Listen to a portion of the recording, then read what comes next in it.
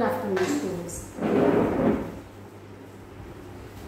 आजच्या तासिकेमध्ये आपण गृहविज्ञान विषयाचा BA द्वितीय वर्ष पेपर नंबर 6 म्हणजे वस्त्रशास्त्र तंतू ते कापड या अंतर्गत परिसज्जेच्या प्रक्रिया या युनिटचा आपण अभ्यास करत आहोत. या युनिटमध्ये आपण बेसिक परिसज्जेच्या प्रक्रिया म्हणजे मूलभूत परिसज्जेच्या कोणत्या प्रक्रिया आहेत आणि त्या कोणत्या तंतूवरती केल्या जातात आणि त्याचा काय फायदा किंवा कोणता गुणधर्म ते कपड्यामध्ये ठेवतात किंवा सोडतात. तर या अनुषंगाने आपण मागच्या तासिकेमध्ये काही स्वरूपाच्या परिसज्जेच्या प्रक्रिया ज्या आहेत याच्याबद्दल आपण बोललेलो आहोत. तर त्याच्यामध्ये आपण कपड्याला वजन प्राप्त करून देणे किंवा वजन वाढवणे यापर्यंतच्या परिसज्जेच्या प्रक्रिया आपण या ठिकाणी बघितल्या. आता इथून पुढच्या ज्या परिसज्जेच्या प्रक्रिया आहेत ते आपण आजच्या या तासिकेमध्ये बघूया. यानंतरची परिसज्जेची प्रक्रिया आहे निर्गोंदीकरण. म्हणजे गोंद जो असतो किंवा जी स्टार्च तंतूमध्ये कपड्यामध्ये राहते ती स्टार्च त्या तंतूमधून त्या कपड्यामधून काढून टाकणे त्याला निर्गोंदीकरण असं म्हणतात. तर ही प्रक्रिया मुख्यतः रेशमी तंतूकरिताच केली जाते किंवा रेशमी तंतूसाठीच करतात. कारण रेशमी तंतूमध्ये नैसर्गिक गोंद जो आपण वजन वाढवणे या प्रकारा ही परिसज्जा प्रक्रिया बघत असताना आपण बघितलं होतं की रेशमी तंतूमध्ये सेरिसिन नावाचा जो गोंद आहे तो त्या ठिकाणी असतो आणि मग त्याच्यामुळे हा नैसर्गिक जो गोंद आहे याचं या तंतूमधलं प्रमाण कमी करणं आवश्यक आहे की ज्याच्यामुळे चांगला धागा तयार होऊ शकतो किंवा तयार होऊ शकेल.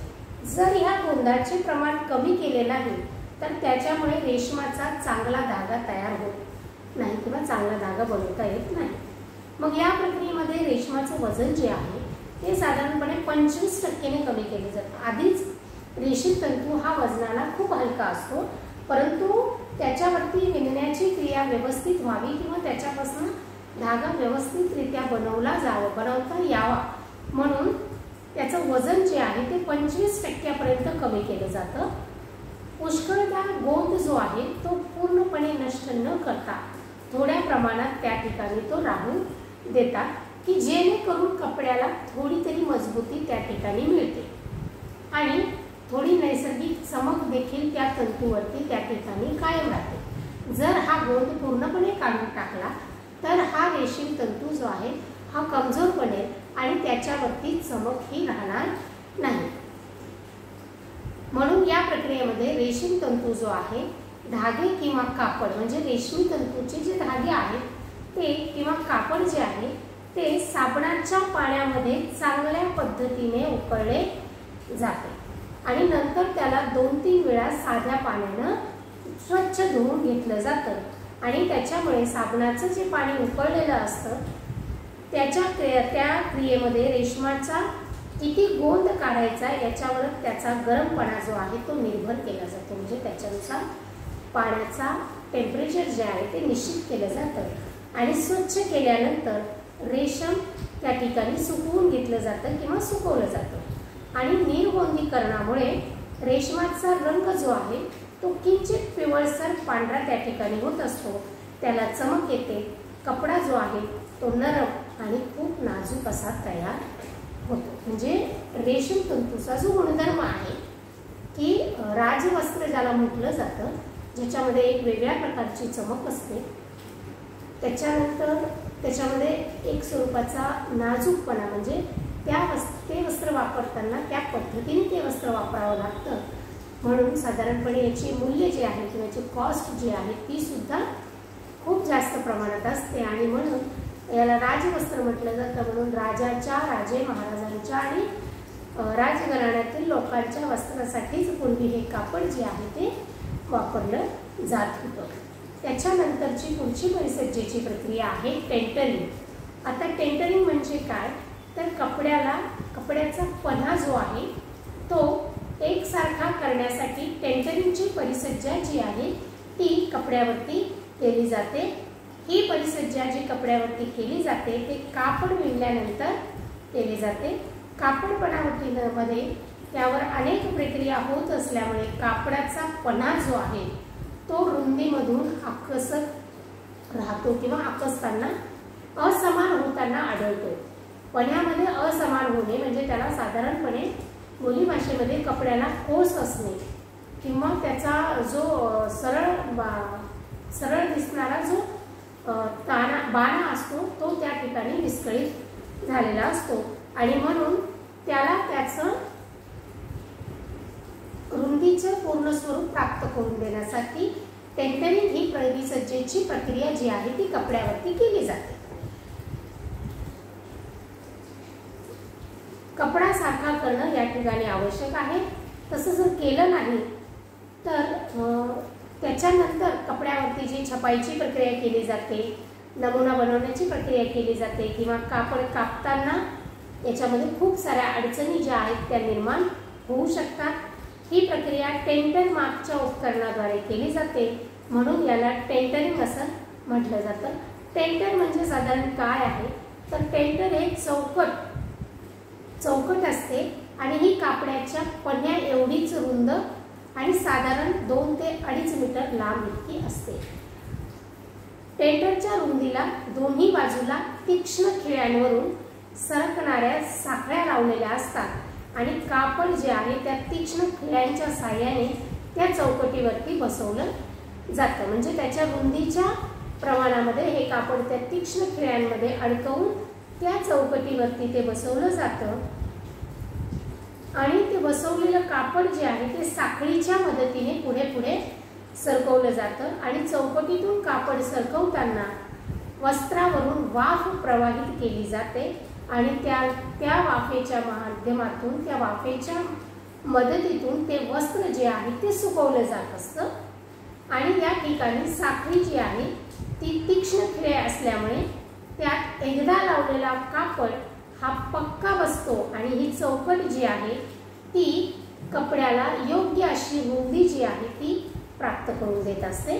टेंटर चौकटीमध्ये कापड फसवताना कापड सरळ असावे, नाहीतर कपड्याच्या रेषा जसं आपण बोललो की बाण्याच्या ज्या रेषा आहे, बाण्याचे जे तंतू आहेत ते त्या ठिकाणी बिघडण्याची शक्यता असते किंवा बिघडतात आणि मग अशा कपड्यापासून कपडे शिवताना अनेक समस्या निर्माण होतात, ज्याला आपण मराठी भाषेमध्ये कोस असा शब्द वापरतो। तर साधारणपणे वस्त्राचा कोस काढण्यासाठी टेंटरिंग ही क्रिया केली जाते आणि साधारणपणे पणा जो आहे त्याचा पणा हा कायम ठेवण्यासाठी टेंटरिंग प्रक्रियेची मदत, टेंटरिंग परिसज्जेच्या प्रक्रियेची मदत जी आहे ती आपल्याला फॅक्टरीजमधून उपयोगात आणली जाते आणि त्याच्यामुळे आपल्याला कापड शिवताना ज्या काही अडचणी ह्या पण्यामुळे निर्माण होतात त्या अडचणी ह्या टेंटरिंग प्रक्रियेमुळे टाळल्या जातात आणि त्या अडचणी कपडे शिवताना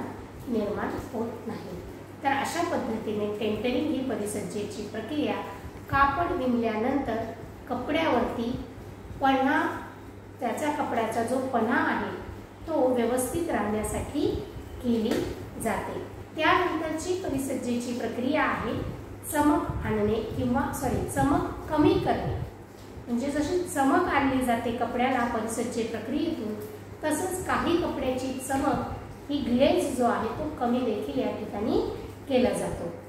काही कपड्यांमध्ये म्हणजे उदाहरणार्थ रेयॉनचं जे कापड आहे याला खूप जास्त प्रमाणात चमक असते आणि ही चमक कधी कधी डोळ्याला चांगली वाटत नाही आणि त्याच्यामुळे त्याच्यावरची चमक कमी केली जाते आणि ही प्रक्रिया करताना म्हणजे कपड्याची चमक कमी करताना रासायनिक पदार्थाचा वापर करून ती केली जाते।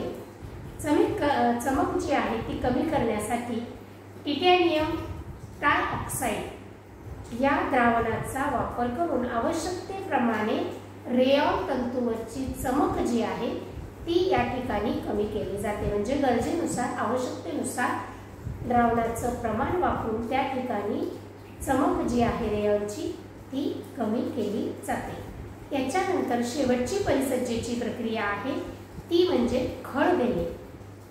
खड देणे याच्यामुळे कापड जे आहे ते घट्ट करण्यासाठी म्हणजे खळ देण्याची प्रक्रिया जी आहे ते कापड घट्ट करण्यासाठी, सुंदर दिसण्यासाठी, शरीरावरची ठेवण जी आहे ती अधिक चांगली वाटण्यासाठी आणि कपड्याचं वजन वाढवण्यासाठी, तसेच तंतूंवरती विणण्याची क्रिया सुलभ पद्धतीने करता यावी किंवा सुलभ पद्धतीने ही क्रिया घडून येईल याच्यासाठी खळ देण्याची क्रिया जी आहे ती वस्त्रतंतूवरती किंवा कपड्यांवरती केली जाते। ही एक अस्थायी स्वरूपाची परिसज्जेची प्रक्रिया असते। ही परिसज्जेची प्रक्रिया जी आहे साधारणपणे एक धुलाईमध्ये किंवा जास्त धुलाईनंतर, एका धुलाईमध्ये किंवा त्यापेक्षा जास्त धुलाईनंतर ही निघून जात असते, परंतु ही पुन्हा पुन्हा करता येते किंवा ती करावी लागते। आजच्या काळामध्ये काही तीव्र रसायनांचा वापर करून ही परिसज्जा जी आहे ती स्थायी स्वरूपाची देखील करता येते, म्हणजे एकदा त्या वस्त्रांवरती या रासायनिक पदार्थांचा वापर करून जर खळ देण्याची परिसज्जा प्रक्रिया केली तर त्याच्यावरची ती परिसज्जेची प्रक्रिया खराब होत नाही किंवा निघून जात नाही। परंतु खळ देण्याचे दोन पद्धतीचे किंवा दोन प्रक्रिया ज्या आहेत त्या खळ देण्याच्या ज्या दोन प्रक्रिया आहेत त्याच्यामध्ये पहिली प्रक्रिया आहे ताण्याच्या धाग्यांना खळ देणे आणि कपडाला खळ देणे। आता ताण्याचा धागा म्हणजे काय? आपण आता रुंदीमध्ये बोलताना बाणा हा शब्द ऐकला, तर बाणा म्हणजे आडवा दोरा आणि ताना म्हणजे वस्त्रामधला उभा दोरा जो असतो तो म्हणजे ताण्याचा दोरा। तर या ताण्याच्या धाग्यांना खळ देणं ही एक प्रक्रिया आहे। त्याच्यामध्ये कापड बनावटीकरिता उपयोगात येणारे जे ताण्याचे धागे असतात किंवा ताण्याचे जे तंतू असतात त्याच्यावरती ही प्रक्रिया केली जाते। ताण्यावर बारीक बारीक तंतू निघलेले असतात आणि हे तंतू कापड विणताना बाण्यामध्ये अडकून म्हणजे ताण्याची आणि बाण्याची मिळून वस्त्र तयार होत असते। तर मग हे ताण्याचे तंतू, ताण्याच्या धाग्यावरचे तंतू जे आहेत ते बाण्यामध्ये अडकून त्या ठिकाणी कापड विणण्याची क्रिया जी आहे ती त्या ठिकाणी बाधित होऊ शकते किंवा त्याच्यामध्ये अडथळा निर्माण होऊ शकतो। त्या ठिकाणी ताणाचे धागे जे आहेत ते त्या ठिकाणी तुटू शकतात किंवा तुटतात आणि मग खळ दिल्यामुळे काय होतं की हे बारीक तंतू जे निघलेले असतात ते धाग्यावरती चिपकून बसतात आणि हे ताणे एकसारखे आणि मजबूत होतात आणि त्याच्यामुळे ताण्याच्या मदतीने बाण्याच्या धाग्याचे विणकाम करण्यासाठी सुलभ अशी प्रक्रिया त्या ठिकाणी करता येऊ शकते। आता ताणाला खळ कसा दिला जातो किंवा ताण्याला खळ देण्यासाठी ताण्याचे बीम जे आहेत ते खळीच्या टाकीतून सरकवले जाते आणि नंतर गरम सिलेंडर आणि पंख्याद्वारे बीम जे आहेत ते थंड केले जातात। त्याच्यामुळे ताण्यातील ओलसरपणा जो आहे तो निघून जातो, ते कोरडे होतात आणि प्रत्येक धागा स्वतंत्र होण्यासाठी निरनिराळ्या वहीतून किंवा फणीतून ते ओवून घेतले जातात आणि त्याचे ताना आणि बाणा हे असे वेगवेगळे तंतू जे आहेत, धागा जे आहेत ते त्या ठिकाणी तयार केले जातात। याच्यानंतर दुसरी प्रक्रिया आहे ती म्हणजे कापडाला खळ देणे। आता खळ दिल्यामुळे काय होतं तर खळ दिल्यामुळे कपड्याला एक स्वरूपाचा कडकपणा जो आहे तो प्राप्त होत असतो। तर हा कडकपणा प्राप्त होऊन देण्यासाठी स्टार्च पावडर, तांदूळ, मक्याचे पीठ, साबुदाणा, अरारोट, मैदा यासारख्या पदार्थांचा उपयोग जो आहे तो घरगुती खळ देण्यासाठी केला जातो। कपड्यात जर जास्त कडकपणा पाहिजे असेल तर त्या ठिकाणी म्हणजे अशा ठिकाणी जास्त कडकपणा निर्मितीसाठी साधारण स्टार्च सोबत चिनी माती, फ्रेंच चॉक, खडू हा मिसळला जातो आणि त्या कपड्यामध्ये जर मऊपणा पाहिजे म्हणजे स्टार्च पण पाहिजे आणि मऊपणा जर पाहिजे तर त्यावेळेस त्या स्टार्चमध्ये खोबऱ्याचं तेल, सरकीचं तेल, एरंडेलचं तेल किंवा टर्की ऑइल आणि चरबी किंवा ग्लिसरीन यासारख्या स्निग्ध पदार्थांचा मिश्रणामध्ये उपयोग करून कपड्याला खळ दिली जाते। कपड्याला पॅडिंग पद्धतीने खळ दिल्या जाते। यात दोन रोलर्स असतात। रोलर्स हे धातूचे किंवा रबराचे बनवलेले असतात परिसज्जेच्या प्रकारानुसार रोलरचा प्रकार जो आहे किंवा रोलर्स जो आहे तो निवडला जातो। कापड मार्गदर्शक रोलर घालून 2 रोलर्सच्या मधून काढलं जातं आणि एक रोलर खळीच्या द्रावणातून फिरत असतो। कापड दोन्ही रोलरच्या मध्ये नेऊन दाबामुळे खळ जी आहे ती त्या कपड्यामध्ये शोषली जाते आणि नंतर हे कापड रोलर्स मधून बाहेर काढून गरम हवेच्या खोलीमध्ये सरकवलं जातं आणि सुकल्यानंतर कपड्याला कडकपणा या ठिकाणी येतो आणि त्याचा दर्जा देखील या ठिकाणी वाढलेला असतो। सोबतच त्या कपड्याचं व्हॅल्यू म्हणजे कॉस्ट जी आहे ती देखील म्हणजे मार्केट कॉस्ट ज्याला म्हटलं जातं ती देखील या ठिकाणी वाढते तर वाढते। या पद्धतीने आपण नैसर्गिक तंतूंवरती कोणत्या कोणत्या स्वरूपाच्या परिसज्जेच्या प्रक्रिया ह्या कशा पद्धतीने केल्या जातात, कोणते उपकरणांचा वापर त्या ठिकाणी केला जातो, कोणत्या रासायनिक पदार्थांचा वापर कोणत्या परिसज्जेच्या प्रक्रियेमध्ये केला जातो आणि त्याच्यामुळे कपड्याला कुठला गुणधर्म प्राप्त होतो। मग तंतूला, धाग्याला किंवा कपड्याला म्हणजे या तीनही अवस्थेमध्ये तंतू, धागा आणि कापड या 3 अवस्थेमध्ये त्याच्यावरती परिसज्जेची प्रक्रिया ही केली जाते। काही तंतूंमध्ये ही परिसज्जेची प्रक्रिया तंतूमध्ये करतात, काही धाग्यांमध्ये करतात आणि काही परिसज्जेच्या प्रक्रिया या कापड निर्मितीनंतर केल्या जात असतात। म्हणजे वस्त्राच्या बनवण्यानंतर म्हणजे कापड पूर्णपणे तयार झाल्यानंतर त्याच्यावर देखील काही परिसज्जेच्या प्रक्रिया ज्या आहेत त्या केल्या जातात। तर आपण आता या ठिकाणी साधारणपणे बेसिक फिनिशेस म्हणजे परिसज्जेच्या मूलभूत प्रक्रिया हा जो काही मुद्दा आहे युनिट सेकंडचा तो आपण आता या ठिकाणी संपवलेला आहे। या युनिट सेकंडच्या मुद्द्यामध्ये म्हणजे परिसज्जेच्या ज्या 2 प्रक्रिया आहेत ज्याच्यामध्ये मूलभूत परिसज्जेची प्रक्रिया आणि कृत्रिम परिसज्जेच्या विशेष परिसज्जेच्या प्रक्रिया म्हणजे त्याला स्पेशल फिनिशेस असं म्हटलं जातं की ज्या माध्यमातून स्पेशल इफेक्ट्स जे आहेत ते त्या वस्त्रतंतूमध्ये किंवा धाग्यामध्ये किंवा कपड्यामध्ये निर्माण केले जात असतात। तर आपण आता या ठिकाणी मागच्या तासिकेमध्ये आणि मागच्या 3 तासिकेमधनं आपण साधारणपणे बेसिक फिनिशेसमध्ये 12 मुद्द्यांचा अभ्यास केलेला आहे। हे 12 मुद्दे कोणते आहेत याचं पुन्हा एकदा आपण अवलोकन करू। म्हणजे फक्त आपण या ठिकाणी नावांची माहिती घेऊया की हे 12 मूलभूत परिसज्जेच्या प्रक्रिया कोणत्या आहेत। तर नंबर 1 आहे मर्सरायझिंग, नंबर 2 होरपळणे, नंबर 3 स्वच्छ करणे, नंबर 4 विरंजन, number 5 sanforizing, number 6 calendering, number 7 brushing, number 8 वजन वाढवणे, नंबर 9 निर्गोंदीकरण करणे आणि नंबर 10 टेंटरिंग करणे, नंबर 11 वस्त्रावरची चमक कमी करणे आणि नंबर 12 म्हणजे खळ देणे। तर या स्वरूपाचे साधारणपणे आपण 12 मुद्दे जे मूलभूत परिसज्जेच्या प्रक्रियेमध्ये मोडतात तर त्याच अनुषंगाने आपण त्यांची माहिती आता या ठिकाणी घेतलेली आहे। आजची ही तासिका आपण या ठिकाणी थांबवणार आहोत। पुढच्या तासिकेमध्ये आपण परिसज्जेच्या विशेष अशा प्रक्रिया म्हणजे त्याच्यामुळे काही क्वालिटीज ज्या आहेत, काही दर्जा जो आहे तो वस्त्राला, तो तंतूला प्राप्त करून दिला जातो आणि त्याचा उपयोग मानव जातीला किंवा मानवाला हा वेगवेगळ्या ऋतूनुसार किंवा त्याच्या कामाच्या प्रकारानुसार त्या ठिकाणी करता येऊ शकतो। तर अशा पद्धतीने आपण आता या ठिकाणी मूलभूत परिसज्जेच्या प्रक्रिया याविषयीची एकंदर माहिती आपण या ठिकाणी घेतलेली आहे। पुढच्या तासिकेमध्ये आपण विशेष परिसज्जेच्या प्रक्रिया याबद्दल बोलू। आजची ही तासिका आपण या ठिकाणी थांबवत आहोत।